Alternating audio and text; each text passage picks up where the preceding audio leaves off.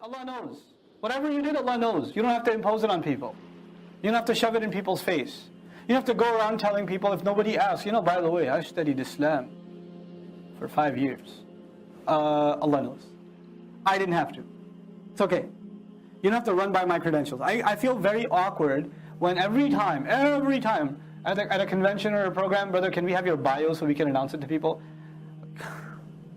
This is a brother, he's going to talk to us about something, about Islam. Move on.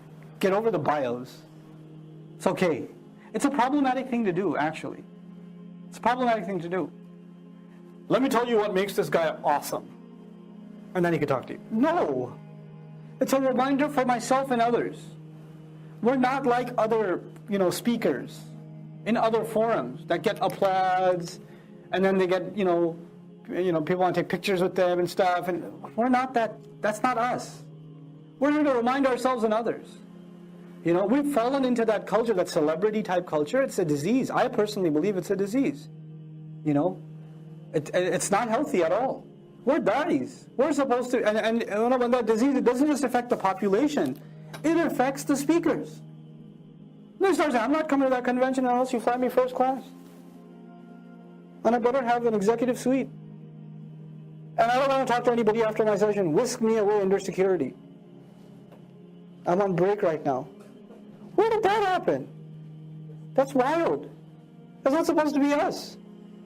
And this seems like centuries ago, but my teacher, for example, Dr. Abdul Samir, who taught me Arabic, I'm forever indebted to him, He got me my foundation in Arabic. He came to the United States for 4 months. 4 months. You know where he lived for 4 months? 3rd floor of the masjid. Not even a room. On the floor of the masjid. You know what he packed with him? A briefcase. Not a suitcase, a briefcase. He had a pair of shalwar kameez on and another pair in his suitcase, in his briefcase. So he could wash one while he's wearing the other one. His bed was a sheet. He brought it with him. We bought him slippers, new slippers, as a gift. At the end of the first Arabic class, he started crying. I don't want it. Too much dunya for me. That's a da'i. That's a da'i. You don't just learn knowledge from them. You just learn this, he knows I'm building my wealth somewhere else. I'm just building it somewhere else. My concerns are elsewhere. SubhanAllah. It's an incredible person. And anytime you say, can you teach me something? Yeah, come sit down. Guy would teach 16, 18 hours a day. He was teaching a program for 30 days in a row, and it would start at 7 in the morning, it would end at 4 in the afternoon. No breaks. 10-minute breaks maybe. Maybe salat only. And I was only able to attend from 2 o'clock onwards because I used to work in the daytime. So I was missing most of the day. So after Isha, when I would get back from work, I'd say, Dr. Sami, could you kind of go over everything with me? He'd say, yeah, sure, no problem. He'd start at midnight with me, end at 4. Every day. You just do a review with me. Just cause. He said, another opportunity. Let's do it. SubhanAllah. This is amazing people. That's what da'is are supposed to be. People don't even know they exist. People don't even know what, that this entire culture is problematic, is what the bottom line I'm trying to get at. And, in these ayat, we're learning whatever devotion you do to Allah, whatever you do for Allah, Allah already knows. You don't have to prove it to other people. You don't need to show your biography to others. It's not that important.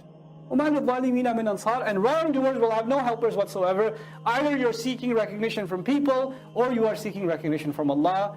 And people who seek recognition from the wrong entity are zalimeen, and they will have no helpers whatsoever.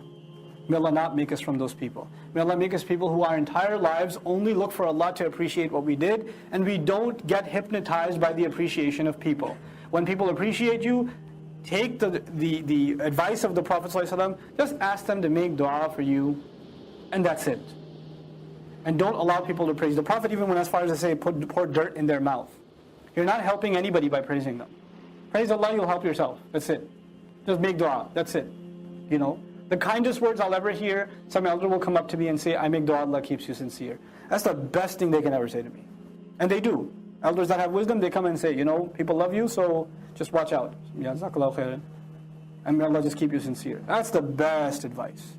And we all have to be mindful of that. We shouldn't become part of that audience that does that, and we shouldn't become part of the du'at that become like that.